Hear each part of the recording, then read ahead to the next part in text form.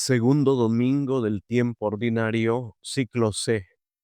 Primera lectura tomada del libro del profeta Isaías, capítulo 62, versículos del 1 al 5. Por amor a Sión no me callaré, y por amor a Jerusalén no me daré reposo, hasta que surja en ella esplendoroso el justo y brille su salvación como una antorcha. Entonces las naciones verán tu justicia y tu gloria todos los reyes. Te llamarán con un nombre nuevo, pronunciado por la boca del Señor. Serás corona de gloria en la mano del Señor y diadema real en la palma de su mano. Ya no te llamarán abandonada, ni a tu tierra desolada. A ti te llamarán mi complacencia, y a tu tierra desposada. Porque el Señor se ha complacido en ti y se ha desposado con tu tierra. Como un joven se desposa con una doncella, se desposará contigo tu hacedor. Como el esposo se alegra con la esposa, así se alegrará tu Dios contigo. Palabra de Dios. Salmo responsorial del Salmo 95. Cantemos la grandeza del Señor.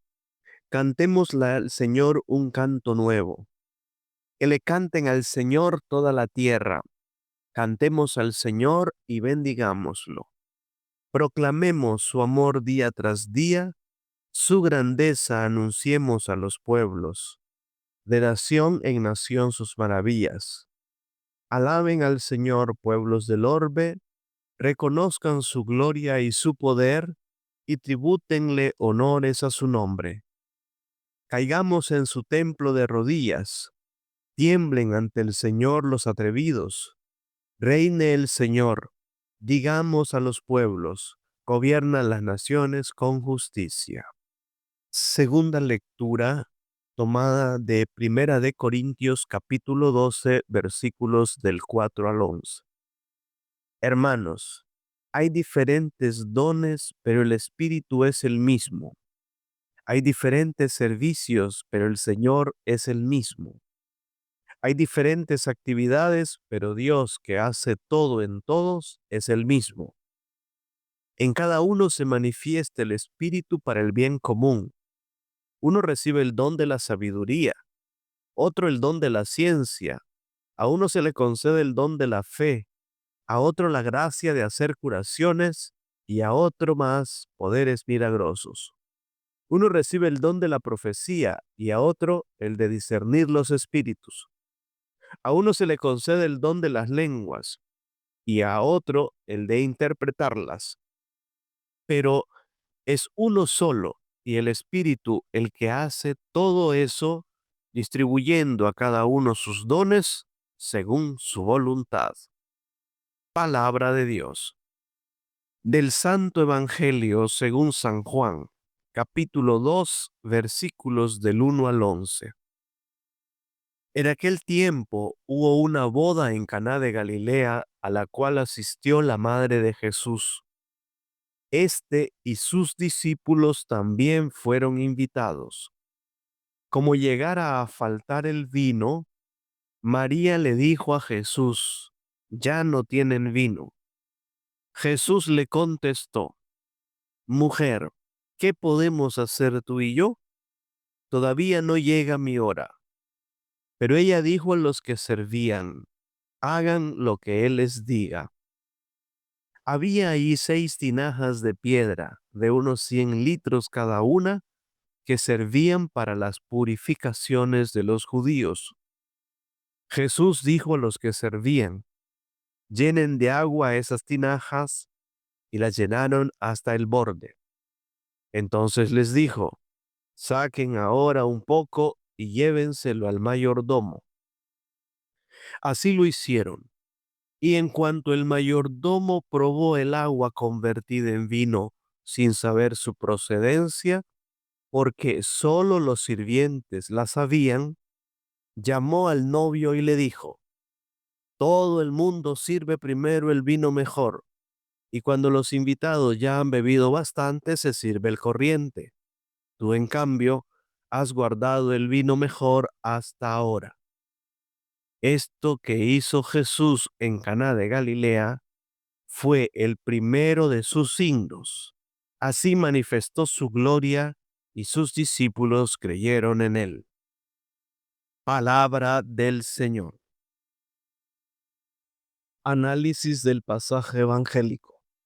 Una boda. Los festejos habituales consistían en una procesión en la que los amigos del novio llevaban a la novia hasta la casa del novio, a continuación de lo cual se celebraba un banquete. Según algunos textos bíblicos, estos festejos se prolongaban durante 7 días. La boda se utilizaba como un símbolo para aludir a los tiempos mesiánicos, y tanto la boda como el banquete son símbolos que Jesús utiliza con frecuencia en los evangelios. La madre de Jesús. Incluso hasta hoy entre los árabes, la madre de es un título honorífico para designar a una mujer que ha tenido la fortuna de dar a luz a un hijo. Juan nunca la llama María, siempre le dice la madre de Jesús. ¿Por qué se siente especialmente preocupada María y por qué se dirige a Jesús? Muchos piensan que le pedía un milagro.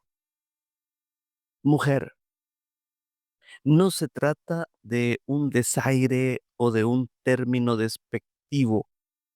No indica falta de respeto. A punto de morir, en el capítulo 19, versículo 26, Jesús llamará también a su madre mujer. Era la forma en que normal y respetuosamente se dirigía Jesús a las mujeres, atestiguado en muchos pasajes bíblicos. Lo llamativo aquí es el uso del término mujer solo, sin que le acompañe un adjetivo calificativo o algún otro título.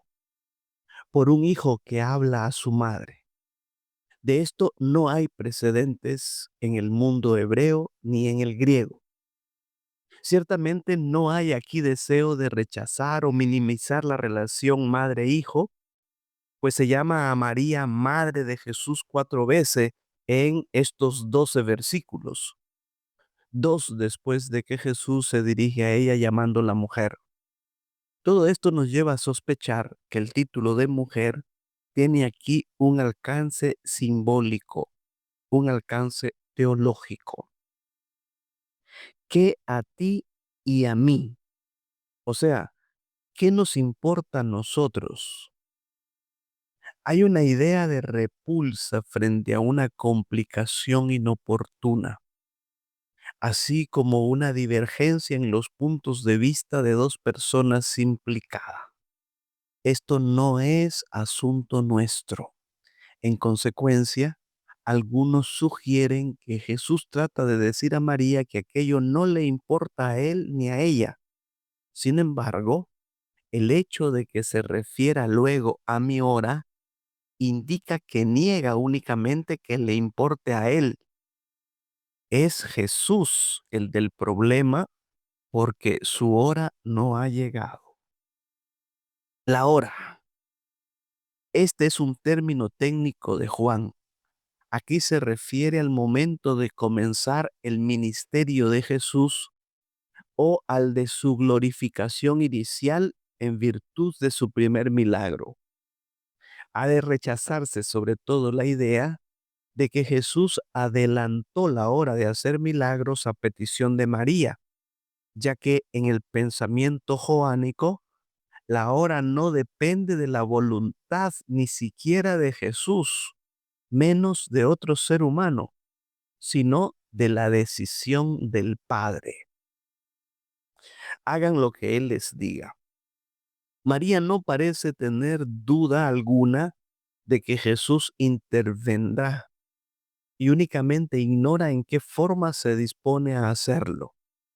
Al parecer hay un conflicto entre el seguimiento único de la voluntad del Padre y la intervención de la Madre de Jesús. Él rechaza esa intervención, pero finalmente la sigue. Aquí puede advertirse no la influencia de María como madre, sino como creyente que pide con fe y está segura que Jesús hará algo. Varios pasajes evangélicos encontramos la debilidad de Jesús ante el ruego y la necesidad existente, como la mujer cananea en Mateo 15 o la sanación del hijo de un oficial del rey en Juan 4, 47, 50, otro milagro realizado en Caná. Además, a María le está reservado un papel cuando llegue la hora de la glorificación, la hora de la pasión, muerte, resurrección y ascensión de Jesús. Cuando ve a María sobre el trasfondo de Génesis 3, ella es la madre del Mesías. Su papel está en la lucha contra la serpiente satánica y esa lucha alcanzará su momento culminante cuando llegue la hora de Jesús. Entonces aparecerá María al pie de la cruz y le será confiada la descendencia a la que habrá de proteger en la continua lucha entre Satán y los seguidores del Mesías. María es la nueva Eva, el símbolo de la iglesia. Tampoco la iglesia tiene ningún cometido durante el ministerio de Jesús. Lo tendrá después de la hora de su resurrección y ascensión. 6 tinajas de piedra. El uso de las tinajas de piedra se debía probablemente a las normas levíticas sobre impureza ritual. Las tinajas de barro pueden hacerse ritualmente impuras, por lo que hay que romperlas, mientras que las de piedra no contraen impureza alguna. Fueron unos 600 litros de agua convertida en vino. La abundancia del vino es otro de los simbolismos de los tiempos mesiánicos y es el mejor vino, signo de la sabiduría de Jesús, la plenitud de la revelación y de la alegría del Evangelio. No es desprovisto de razón y significado quien relaciona el vino selecto de las bodas de Caná con el vino de la Eucaristía. Así manifestó su gloria y sus discípulos creyeron en él. Luego Juan nos explica qué es lo que se ha conseguido con este signo. Es decir, que Jesús ha revelado su gloria y que los discípulos creen en él. Resulta pues que el primer signo tiene la misma finalidad que todos los que le seguirán, concretamente, realizar una revelación de la persona de Jesús. Por eso la atención del evangelista se centra en Jesús como enviado del Padre para traer la salvación al mundo. Al final de este análisis, te cuento una anécdota. Un investigador estudió las costumbres de las bodas de los judíos en el tiempo de Jesús y advirtió que la cantidad de vino existente dependía de lo que llevaban los invitados. Él dice que debido a la pobreza de Jesús y sus discípulos, no habrían llevado su cuota de vino y eso explicaría la escasez del vino, pero también la preocupación de María porque no hay vino. María estaría hasta cierto punto recriminando a Jesús las consecuencias de no haber llevado su parte de vino. Algunos tips de reflexión. Número 1. Jesús se revela como el esposo mesiánico que vino a sellar con su pueblo la nueva y eterna alianza, según las palabras de los profetas. Como se regocija el marido con su esposa, se regocija tu Dios contigo. Y el vino es símbolo de esta alegría del amor, pero hace referencia a la sangre que Jesús derramará al final para sellar su pacto nupcial con la humanidad. María no intercede. Este es un punto que hay que tener muy claro. María no pide un milagro, no ruega a Jesús, no insiste. Lo único que ella hace es hacer visible una necesidad, informar a Jesús de la necesidad que se está pasando y espera. Orar no es solamente pedir, es también avisar. Ora y espera, decía Padre Pío. Punto número 3. La madre de Jesús dice lo mismo que el Padre. En el Nuevo Testamento 2 veces habla el Padre Dios. Después del bautismo de Jesús, Mateo 3:17, y en la transfiguración, Mateo 17:5. Y manda solo esto, escúchenlo. Pues María dice lo mismo, hagan lo que Él les diga. Esto es escuchar, hacer lo que Él mande. En el Antiguo Testamento, el Shema, el primer mandamiento es escucha a Israel. Sigue siendo el mismo en el Nuevo Testamento, pero ahora a quien se tiene que escuchar es a Jesús. 4. Hay un dato muy importante en el Evangelio y es la ignorancia de la procedencia del vino. Solamente un grupo sabe de dónde viene el vino mejor. Estos son los servidores, quienes sacaron el agua, llenaron las tinajas, sacaron después el agua de las tinajas, lo llevaron al mayordomo. Esto quiere decir que solo metiéndose en la dinámica del servicio podremos ver y saber quién hace los milagros, de dónde viene lo que se produce, quién es el proveedor de ese milagro. Naturalmente, en última instancia siempre es Dios, pero solo se podrá saber y valorar el que se dispone a participar en ese servicio. Número 5. Todos los milagros de Jesús tienen un objetivo único: suscitar la fe. Jesús manifiesta su gloria y sus discípulos creyeron en él. El vino se terminó, la fe de los discípulos se suscitó y después creció y fructificó. En todos los milagros, lo importante no es el hecho milagroso, sino la fe que suscita y los bienes espirituales que trae. Que tengas un feliz domingo.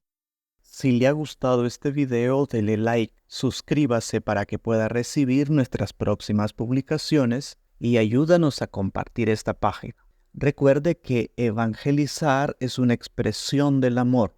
Viralicemos el bien. Dios los bendiga.